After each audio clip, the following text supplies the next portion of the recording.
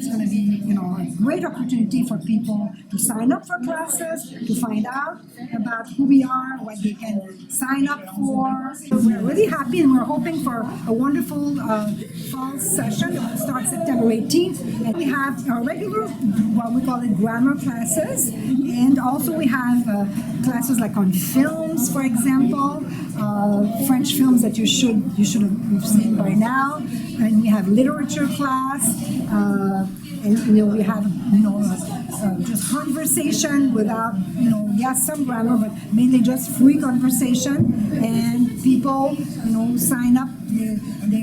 A lot of them sign up for the same class because they love it so much. We have there's a lot of people whose ancestors come from Quebec. They want to go back to their roots. They take classes after class after class. We have lots of repeat students. It's amazing. It's amazing.